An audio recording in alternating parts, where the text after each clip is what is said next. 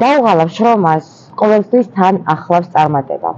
წარმატება ხან ძალიან მარტივად მოდის, ხან კი ძალიან რთულად, მაგრამ რთულად მოსული წარმატება უფრო სასიამოვნო და ტკბილია. დღეს გადაცემა წარმატების ფორმულას სტუმარი არის ქალი, რომელიც ემიგრაციიდან სპეციალურად საქართველოში თავისი წიგნის პრეზენტაციის დღეს ჩამოვიდა. ეთერ ზაქარიაძე. მოგესალმებით. კიდევ ერთხელ. მოგესალმებით, ქალბატონო ეთერ. ძალიან მინდა რომ დღეს ჩვენი საუბრის შემდეგ გავაჟღეროთ ის წარმატების ფორმულა, რომელიც არაერთ ქალს მოუტანს სტიმულს, მისცემს სტიმულს და მოუტანს რაღაცა იმ ახლის კეთების საშუალებას, რაც მასში ზის და ჯერ არ გაუღვიძია. თუმცა იქამდე მოდით გაეცანით ჩვენს მაყურებელს და მოგვიყევით ის გზა, რომელიც დღემდე გამოიარეთ. კიდევ რამოდენიმე ათეული წელი და ჩემი გავლილი გზა საუკუნეს მიითვლის. არ იყო მარტივი, იყო მრავალი სიკეთე, იყო ტკივილიც.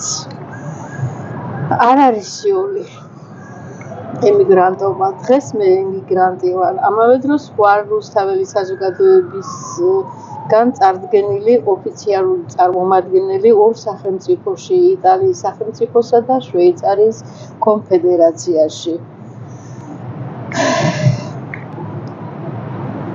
ნამდვილად არ არის სიული. ცხოვრობდე 20-25 წელიწადი უცხო მიწაზე. დაშორებული ოჯახს, ახლობლებს, მეგობრებს. ყველა დღე ფიქრობ დაბრუნებას, მაგრამ ვებრუნდები, რადგან პროგრესი არ არის და პროგრესს ანაცვლებს რეგრესია.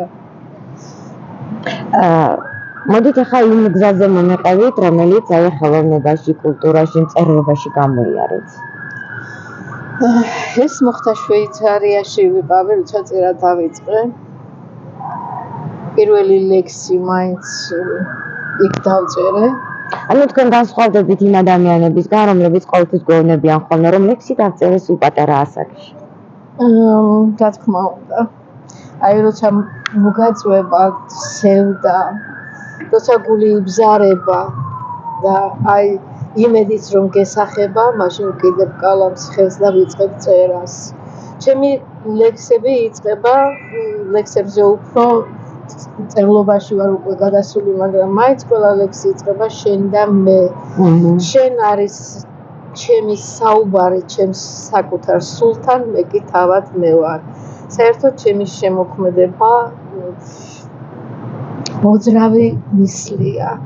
აი ძალიან მრავალ საკითხს ვეხები, უფრო დოკუმენტალურსაც, სიყვარულსაც, კრედო ძირითადად სიყვარულია.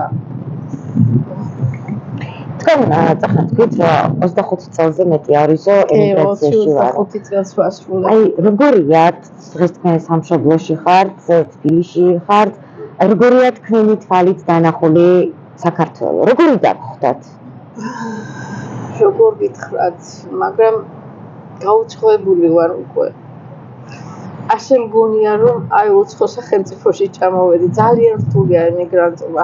გარდა სამშობლოსა, აი ის სიტყვა დავკარგე, რომელიც მქონდა ადრე.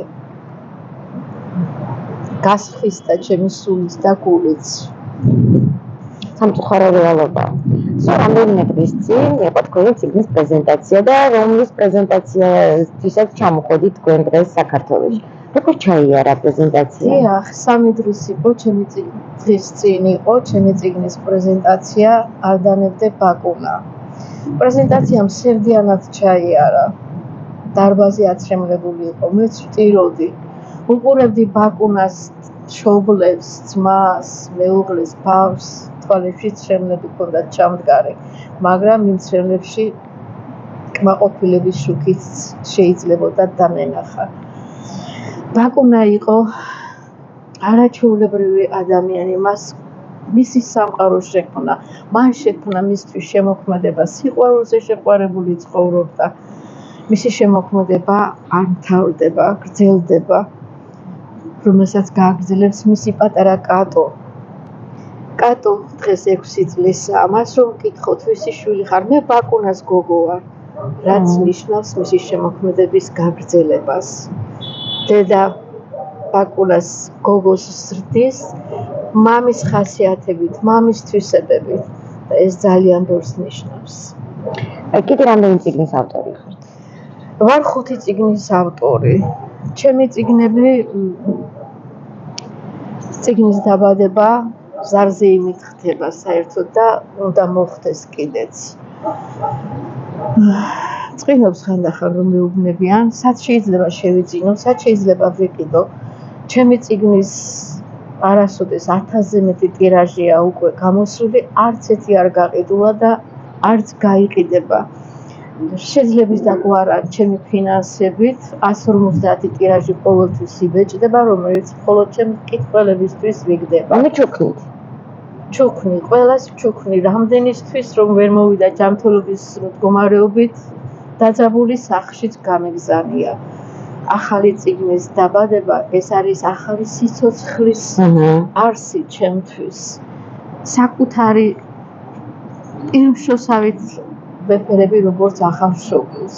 აი შეიძლება ძალიან ბანალურად ჟღერდეს ახლა ეს კითხვამდე, რომ მე ვიცი რა თითოეული წიგნი აი მარქაშვილივით არის, რომ ვერ გამოარჩევ და მაინც თუ გაქვთ ესეთი გამორჩეული ვერ გამოარჩევ, აი განსხვავებულია სულ ყველა. პირველი წიგნი რომ დავწერე ის იყო, არ ვიცი რა, ჩემთვის ძალიან უცნაური იყო. სიყვარულიც იყო, ტირილიც იყო, სიხარულიც იყო, არ ვიცი, ყველაფერი იყო ის პირველი წიგნი, მაგრამ 5-ვე წიგნიდან გამომდინარე ეს ბოლო წიგნი არაა და კიდევ 2 წიგნი გზაშია. ნამდვილად სადაც გააღებს სტამბის კარებს, ერთს ქვია ერთ გულში 2 სამყარო, მეორეს ქვია იტირეს სულო. მაგრამ პრეზენტაციაზე გასულ წიგნებში მაინც გამოვარჩევ არ დამებდე ბაკურა. ნამდვილად ეს, იმიტომ მთელი დარბაზი ასე ქვია იცრემულებოდა და ასე სევდიანი იყო და აი დოკუმენტარი რაც ნამდვილად პროზა თუ პოეზია, რომელი უფრო ახლოს დგას თქვენთან? ამ წუთას პროზასთან ვდგავარ. ამ წუთას და ისე პოეზიაც მიყვარს. ორივე გამოდის კარგად, როცა დასევდიანებული ვარ. სულ მაინტერესებს ხოლმე, რომ აი როგორ მოდის მუზა, როგორ წერთ? აი, იცით რას მაინტერესებს? იცით რა უნდა დაწეროთ? თუ წერთ და მერე გამოგდის. არა, როგორ არის იცი? აი როცა მოგაწობა სევდა გული იბზარება, მაშინ ეძებ კალამს. ყოველ ადამიანს აქვს მისი შეგრძნება, რომ მისი ნიშანი დატოვოს სამყაროში და ერთადერთი მეც ვარ. ძირითადად აი როცა მომინდება ტირილი ან რამე თავისთავად მოდის. რაზე უნდა დავწერო, მაგრამ მე ძირითადად დოკუმენტალურზე ვმუშაობ, აი 5 წიგნიდან 5-ვე დოკუმენტალურია. მხატვრულ დოკუმენტალური. მიყვება აი მე მიგრანტობა ესეთია, ბევრთან ქართველთან გაქვს კავშირი, სხვა ეროვნების ადამიანებთანაც მაქვს კავშირი. აი ისინი რომ მომიყვება დღეს ესეთი დამემართა, დღეს ეს დამემართა, ეს ამაზე ვაგებ ჩემს ტკივილს ვურთავ და თუნდაც ემიგრაციაში ყველაზე ახლო მეგობარი და საიდუმლოს გამჟღავნებელი გამდები ზუსტად რო კალამია. ეხლა გითქვით რომ კიდევ 2 წიგნი სულ მალე იხილავს ძის შუქს, გატოვებს სტამბის კედლებს, მაგრამ მაინც როგორია თქვენი სამომავლო გეგმები? ჩემი სამომავლო გეგმები ძირითადად არის ის, რომ პასუხისმგებლობა გავამართლო, ნდობა გავამართლო და გავაგრძელო ისევ წერილობა. ეს პასუხისმგებლობა, რომელიც ჩემმა შემოქმედებამ მიიღო ძალიან ბევრი მედლები, სიგელები, პრემიები და მქონდეს მუდამ იმის უფლება, რომ მწერალთა კავშირის დარბაზის სცენაზე ვიდგა და ამაყად უთხრა ღირსეულ ადამიანებს, მადლობა თქვენ ეს მე გამაკეთებიეთ და ამაყი ვიყო ჩემი მომავალი გზის. ესაა რომ ნდობა და პასუხისმგებლობა გავამართლო, მათ უთხრათ რომ ხვალე მე უკეთესი ვიქნები. ყველაზე მთავარი კითხვა. რა არის თქვენი წარმატების ფორმულა? ჩემი წარმატების ფორმულა პატივიცე ადამიანს, მიყვარდეს ადამიანი, რომელიც შემაძლებიებს წარმატებას. მე არავინ ვიქნებოდი, რომ არა კეთილი ადამიანების თანადგომა. თითოეულის ერთი ლაიქი და მოწონება ჩემთვის წარმატებაა.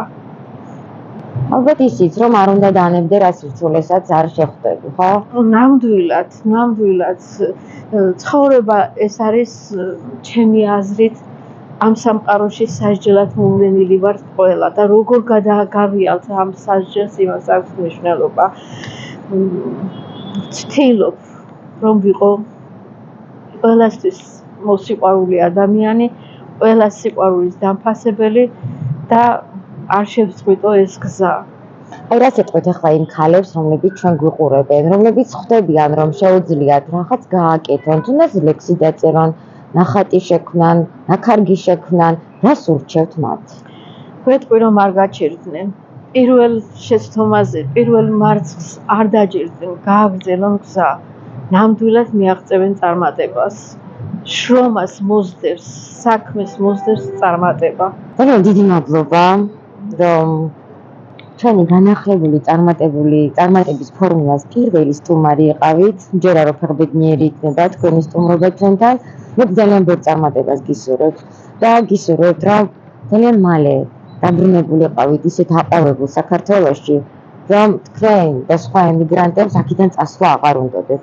სამყარო შეიცვალა. ხალხი ცოტა სხვანაირი გახდა. უსამართლო ომებია. ყოლა ბავშვების, ქალების, ადამიანების უსიცხვრო გარდაცვალება სატანა მეფობს.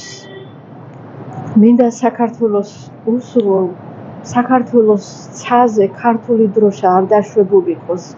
ერთ მუჭად შეკრებილიყოს ყველა ქართველი მამული ენა სარწმუნოების დასაცავად. ქართველში ღმერთია და ყველა ქართველი ღმერთის რწმენით ლოცულობდეს.